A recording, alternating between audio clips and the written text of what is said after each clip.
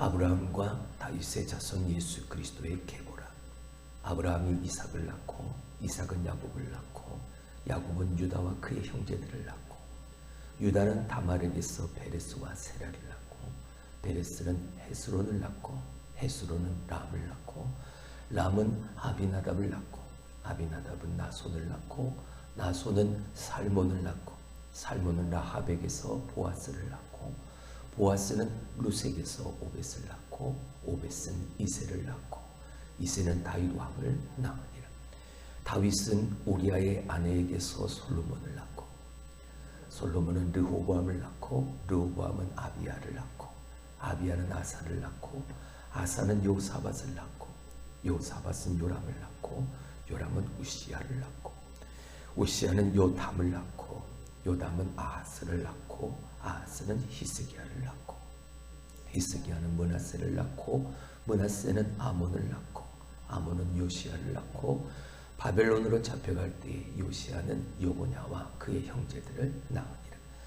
바벨론으로 잡혀간 후에 요고냐는 스알디엘을 낳고 스알디엘은 수룹바벨을 낳고 수룹바벨은 아비훗을 낳고 아비훗은 엘리야김을 낳고 엘리야김은 아소르를 낳고 아소르는 사독을 낳고 사독은 아킴을 낳고 아킴은 엘리웃을 낳고 엘리웃은 엘르아사를 낳고 엘르아사는 mat단을 낳고 mat단은 야곱을 낳고 야곱은 마리아의 남편 요셉을 낳았으니 마리아에게서 그리스도라 하는 칭하는 예수가 나시니라. 그런즉 모든 대수가 아브라함부터 다윗까지 14대요 다윗부터 바벨론으로 사로잡혀갈 때까지 14대요 바벨론으로 잡혀간 후부터 그리스도까지 14대더라. 아멘. 우리는 지난 시간 예수 그님께서 이 땅의 빛으로 오셨다라는 것, 우리 안에서 그 빛이 솟아난 게 아니라 우리에게 빛이 비추어졌다는 것, 저 밖에 있던 빛이 우리에게 비추어졌다. 우리에게로 오셨다. 그분이 바로 예수다. 우리가 그 빛을 내 것으로 만들기 위해서는 그 빛을 예수를 온전히 받아들여야 한다. 그렇게 받아들이기 위해서 무엇보다 먼저 내가 죄인임을 먼저 인식하고 인정해야 한다. 죄인된 모습을 가지고 하나님 앞에 나와 용서를 구하고 회개하는, 그리고 우리를 회개시키시고 예수를 믿게 하시고 그 믿음으로 말미암아 하나님의 자녀, 하나님의 백성 되게 하신 하나님의 구속사적 경륜, 하나님의 구원을 이루어 가시는 그 과정 하나하나, 그 시작, 빛으로 오신 예수 그리스도, 눈먼 세상에 비치신 그 예수 그리스도를 인정하는, 여기서부터 다시 성탄의 의미를 생각하고 기억하는 출발점이 되어야 한다라고 말씀을 드렸습니다. 오늘 두 번째, 울고 있는 인생의 생명줄이 되신 예수 그리스도. 울고 있는 인생의 생명줄이 되신, 오늘 마태복음 1장 1절로 17절까지 이 족보의 내용을 가지고 우리는 우리의 모든 인생의 생명줄을 붙들고 계신 예수 그리스도, 그 생명을 다시 영원한 생명으로 인도해 가신 예수 그리스도, 그 일을 위해 이 땅에 오신 예수 그리스도. 예수 그리스도를 믿고 그 믿음으로 구원받아 하나님의 백성 되어지는 그의, 우리의 모든 믿음의 사람들의 인생줄을 단단히 붙잡고 계신 그 예수 그리스도, 그분을 다시 한번 생각하고 그분을 기억하는 시간, 이 시간이 될 수 있기를 주님의 이름으로 축원합니다. 여러분, 사람들 가운데 흠이 없는 사람 과연 몇이나 있을까요?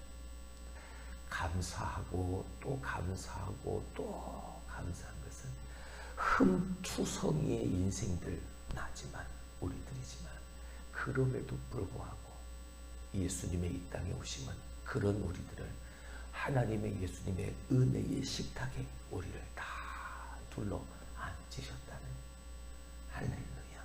함께 먹고 함께 마시고 함께 기뻐하고 함께 슬퍼하고 함께 아파하고 함께 눈물을 흘릴 수 있는 그런 예수 그리스도의 몸을 이루는 지체로 나를 부르시고 택하시고 부르시고 의롭다 하시고 하나님의 영화의 단계에 이를 수 있는 우리가 되어지도록 그 영광의 자리에 우리를 앉혀주셨다니 할렐루야. 그 일을 위해 예수님이 빛으로 이 땅에 오셨다. 그게 너무나도 감사한 거예요. 예수님의 출생을 밝히고 있는 오늘 본문의 말씀은 성탄을 집중하게 만드는 여러 가지 다른 사건들, 사람들, 예를 들면 별이나 목자나 부유나 천사들이나 동방박사들, 이러한 사람들과 물건의 사건에 집중한 것이 아니라 마태는 훨씬 더 그 이전으로 거슬러 올라가는 족보를 먼저 기록하고 있습니다. 그리고 그 족보의 내용을 장황하게 17절에 이르도록 그 족보의 내용 하나하나를 다 기록해 놓았죠. 근데 여러분, 아까도 제가 기도했지만 예수님의 탄생의 이야기는 나심이 목적이 아닙니다. 그 나심, 출생, 그것만을 말하고 있는 게 아닙니다. 예수님의 출생이 아닌 예수님의 나심은 강림이셨습니다. 할렐루야. 아브라함에게 약속하셨던 아브라함아, 내가 내 자손을 저 하늘의 별과 같이 땅의 모래, 바다의 모래와 같이 내가 그렇게 많게 해줄게. 아브라함의 약속 그 훨씬 이전부터 하나님은 하나님의 자손들에 대한 약속을 하나님은 백성들에게, 우리들에게 이미 선포해 주셨죠. 창세기 3장 15절 원시 복음이라 불려지는 그 복음, 그 소식을 우리에게 들려주셨습니다. 뭡니까? 장차 어떤 이가 나타나서 사탄의 머리를 밟아 깨뜨릴 것이다. 할렐루야. 창세전부터 이미 예수님께서 이 땅에 오실 일은 하나님의 계획 가운데 있었습니다. 그래서 출생, 단순한 나심이 아니라 이게 강림이라는 거죠. 오늘 본문에서 우리가 생각할 것 참 많습니다.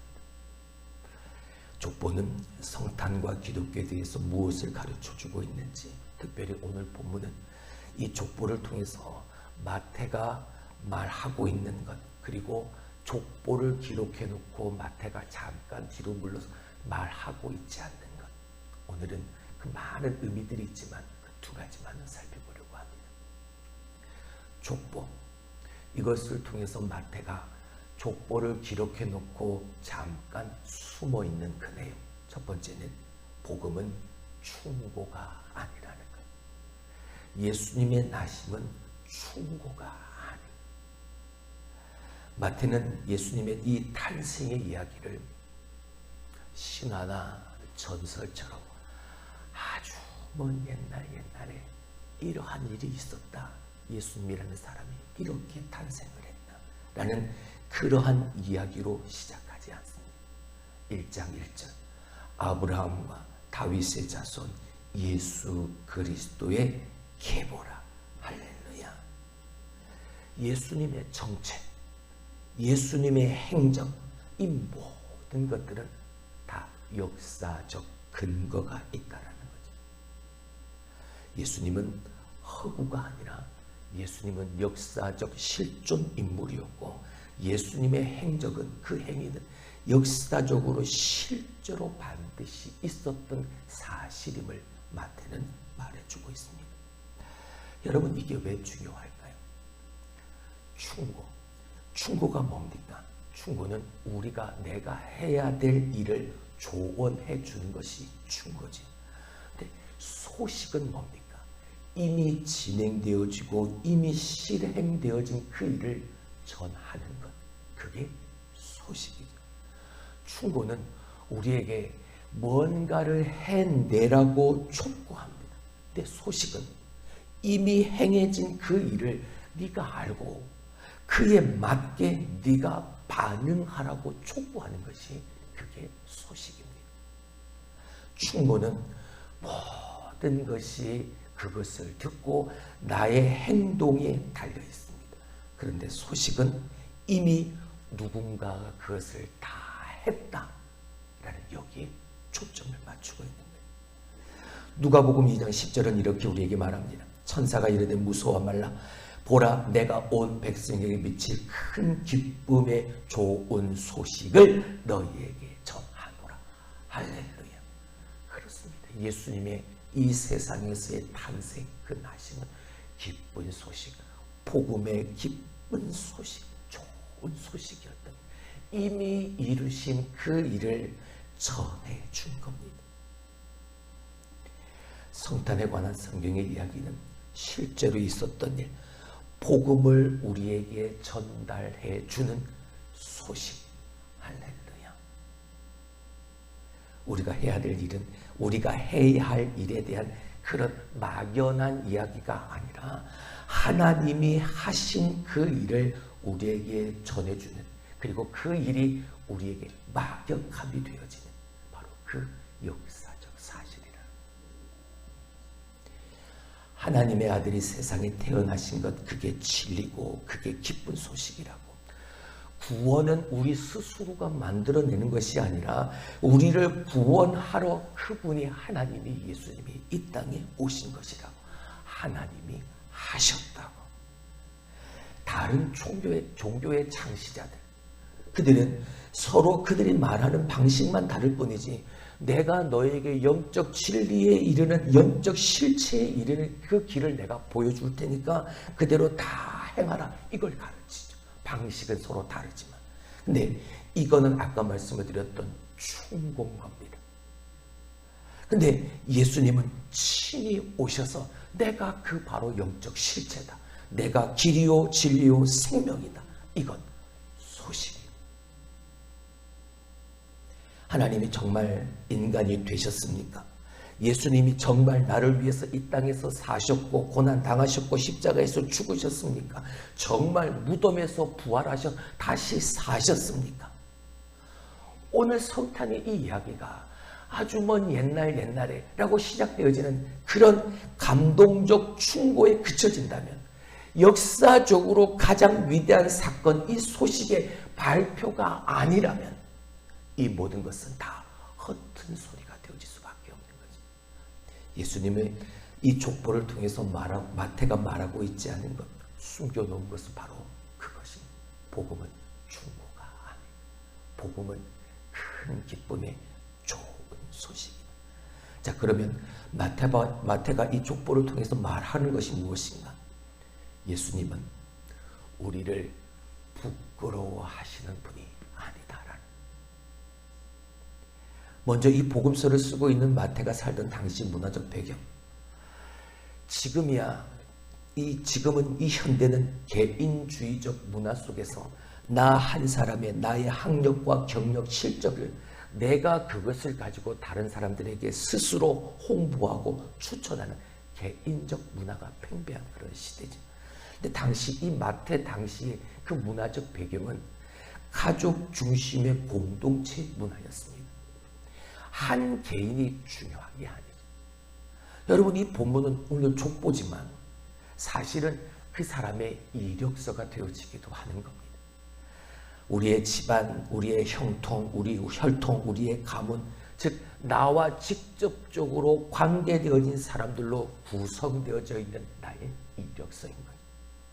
그러니까 이 족보는 세상을 향해서 나 이런 사람이야 라는 것을 드러내는 겁니다. 근데 흥미로운 사실은 지금은 이 이력서를 위조하는 사람들이 지금도 있지만, 이때 이 당시에도 이 이력서를, 이 족보를 위조하는 사람들이 있었다는 거예요. 특별히 우리가 잘 아는 헤롯 대왕이 그 대표적 인물이었습니다. 자신의 공적적인 족보에 많은 사람들의 이름을 삭제해버렸죠. 그 이름, 나의 이력서를 위조한 사람. 근데 마태는요, 오늘 정반대로 예수님의 족보를 적어가고 있지. 고대의 다른 족보들과 비교한다면 전혀 있어서는 안 되는 일이 오늘 이 마태의 예수님의 족보에 기록되어져 있습니다. 족보에 여인의 이름이 5명이나 기록되어져 있다는 것. 지금이야 이게 특이한 일은 아니지만 당시에 이 고대 가부장적 사회에서는 이 여인의 이름이 족보에 언급이 되었다는 있을 수 없는 일이었습니다. 당시에 문화의 아웃사이더에 있었던 이 여인들, 근데 이 여인들의 이름이 예수님의 족보에 버젓이 등장하고 있는 거죠. 근데 이 5 여인들은 대부분이 다 이방 여인들이었습니다. 다말과 라합은 가나안 사람이었고 룻은 모압 사람이었습니다. 여러분, 이방인들, 유대인들에게서 이방인들은 이 생각하는 것은 부정하게 여겨서 성전에 그들은 들어가지도 못했던 사람, 가까이 접촉도 하지 않았던 사람들이, 이런 인종적 아웃사이더였던 이 여인들이 예수님의 족보에 버젓이 등장하고 있다는, 특별히 특정 여인들의 이름을 거명함으로써 이 이스라엘 백성들 안에서 일어났던 그 부도덕한 일들을 일부러 강조하고 있습니다. 특별히 다말이라는 여인이죠. 유다와 다말의 관계가 어땠습니까? 여러분, 이 둘의 관계, 이 부도덕한 관계는 하나님의 법에서도 반드시 어긋나는 거죠. 그리고 그 관계 속에서 태어난 베레스와 세라, 그 이름까지도 버젓이 그 족보에 등장하고 있습니다. 족보에 이런 엮이는 가정이 버젓이 등장하고 있는 거죠. 라합이 우리가 누군지 압니다. 라합은 이방 여인이었으면서 라합은 창녀였습니다. 또한 6절을 보게 되어지면 다윗 왕이 등장을 하죠. 근데 이 솔로몬의 출생을 뭐라고 얘기합니까? 다윗이 우리아의 아내에게서 솔로몬을 낳았다라고 말하고 있죠. 왜 여인의 이름을 쓰지 않았을까요? 다 압니다. 그 여인이 누구라는 거. 밧세바라는. 근데 왜 여인의 이름을 쓰지 않았을까? 마태가 이 밧세바의 이름을 뺀 이유는 그녀를 무시해서가 아닙니다. 다윗의 그 부도덕한 행위를 드러내기 위함이었던 거죠. 치명적인 흠이 있는 인간인데, 그런 인간들 속에서 예수님이 오셨다라는 거예요.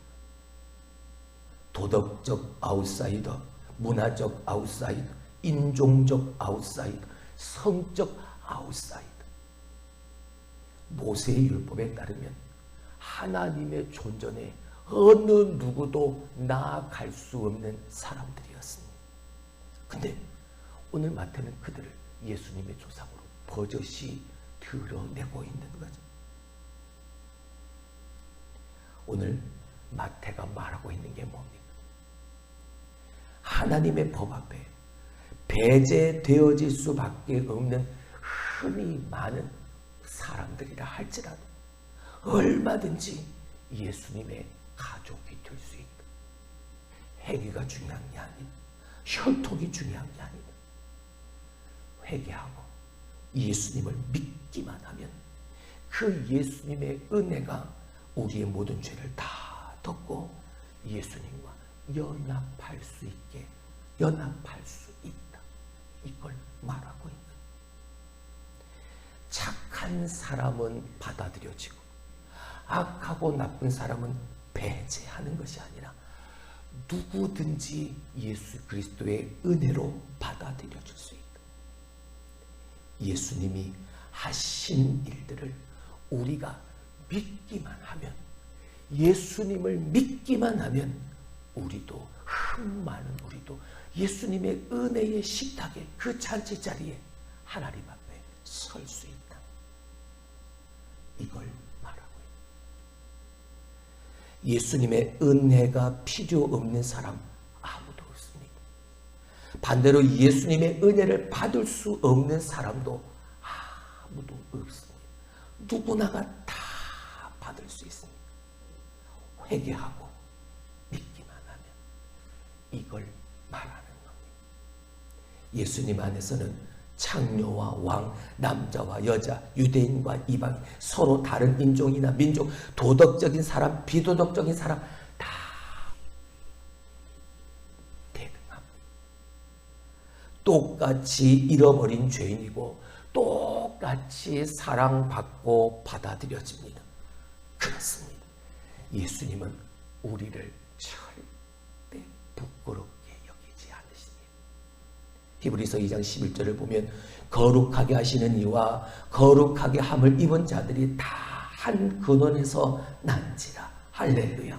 그러므로 형제라 부르시기를 부끄러워하지 아니하시고.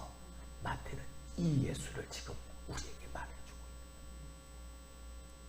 세상의 문화는 특정한 부류의 사람들을 무시하고 얕잡아 봅니다. 그리고 그들 속에서 자기 자신의 우월성을 스스로 자랑하죠. 그런데 예수님의 가치관은 달랐습니다. 세상은 혈통과 돈과 인종과 계급을 훨씬 더 중요하게 생각했지만 예수님은 이 모든 것들을 다 뒤집어 엎어버리셨습니다. 그리고 예수님은 지금도 그 약속을 지키시려고 훨씬 더 최선을 다하고 계시다는 이걸 마태는 이 족보를 통해서 우리에게 말해주고 있습니다. 하나님의 약속, 예수 그리스도 그 메시아가 이 땅에 오시기까지 세상을 구원할 하나님의 구속적 사역의 경륜이 이루어질 그때 얼마나 오랜 시간이 걸렸습니까? 수십 세기, 수천 년이 걸렸습니다. 예수님이 이 땅에 태어나시기 400년 전까지는 하나님은 선지자도 보내시지 않았습니다. 어떤 말씀도 이스라엘 백성들에게 하지 않았습니다. 그들 속에서, 이런 상황 속에서 저들이 하나님을 생각할 때 하나님은 잊혀진 것 같았습니다. 하나님은 아무것도 하시지 않는 것처럼 보였습니다. 아무도 오지 않을 것 같아 보였습니다. 근데 그분은 오셨습니다. 우리의 시간표로 하나님을 판단할 수 없습니다. 더디어 보일 수 있지만 더디게 오신 것이 아닙니다. 할렐루야. 지난 주일날 우리가 살펴보았던 것처럼 그분은 결단코 당신의 약속을 잊지 않으셨습니다. 일하시는 속도가 느리시거나 아예 약속을 잊은 듯 우리는 그렇게 생각하지만 그분이 하신 약속은 반드시 이루어집니다. 하나님의 카이로스, 하나님의 시간 속에서 성탄이 바로 그겁니다. 하나님은 약속을 잊은 듯 보이지만 그분의 때에 반드시 이루시고 막상 이루어지는 그때까지 하나님의 그 일은 우리가 상상할 수 없는 하나님의 방법으로 이루어지고 있다는 걸 우리는 이 족보를 통해서 알게 되어집니다. 약속하신 메시아가 오신 일들을 한번 생각해 보시죠. 하나님이자 전능하신 영존하시는 아버지의 평강의 왕으로 그분이 태어나신 곳이 왕궁이 아닙니다. 그분은 하찮은 마을 구유에서 태어나셨습니다. 모든 사람들이 기대했던 사람들의 기대에 어긋나는 방법이었지만 예수님께서 그렇게 오셔서 십자가에 매달려 죽으셔야만 우리가 구원받을 수 있었던. 그렇게 하나님은 약속을 지키신 겁니다. 하나님에게 다른 방법, 하나님에게 있어서의 차선은 없습니다. 말씀하신 대로 반드시 당신의 뜻을 이루시는 성탄은 하나님의 뜻을 이루고 계시다. 하나님의 뜻을 이루셨다. 그리고 지금도 당신의 뜻을 이루고 가고 계십니다. 그걸 보여주는 것이 성탄, 예수님의 이 땅에 오신 마태의 족보. 마태가 오늘 그 족보를 통해서 우리에게 말하고 있다. 성탄은 하나님은 맷돌을 천천히 돌리고 계시지만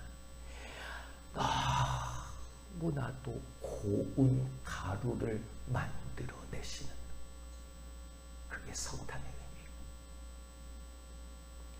하나님은 잊으신 것처럼 보일 수 있지만 지금도 모든 상황의 조치를 다 취해 놓으시고 당신의 그 놀랍고 위대하신 약속들 하나하나를 이루어 가십니다. 성경을 읽으면서 믿는 자들에게 주시는 하나님의 약속을 한번 생각해 보시죠. 그분은 우리가 감히 구하거나 생각하는 것 그것에 더 넘치도록 능히 주시는 분이시라는 것. 우리가 지난번에 살펴보았던 에베소 3장 20절 바로 그 말씀이잖아요. 우리 가운데서 역사하시는 능력대로 우리가 구하거나 생각하는 그 모든 것에 더 넘치도록 능하게 하실 이에게 할렐루야. 옛날에 아주 먼 옛날에 그렇게 시작되어지는 이야기. 옛날에 이런 분이 있었는데, 이런 사람이 있었는데, 이런 이야기가 있는데, 이 이야기 속에 지금보다 더 나은 삶에 대한 교훈이 들어있다, 이게 아니라 그분은 우리를 위하여, 구원하기 위하여 세상에 오셨다. 흠 많고 죄 많은 우리들이지만 우리들을 통하여 이 땅에 오셨다. 왜? 그렇게 오셔야만 죄 많고 흠 많은 나의 죄를 용서하실 수 있으니까, 다 사해 주실 수 있으니까 그렇게 오셔서 그렇게 흠 많고 죄 많은 나를 위하여 대신 죽으신 것이다. 그리고 다시 살아나셨다. 기쁜 소식, 큰 기쁨의 좋은 소식. 단순히 내 감정에 감동을 주는 감정적 한순간의 충고가 아니라 큰 기쁨의 좋은 소식.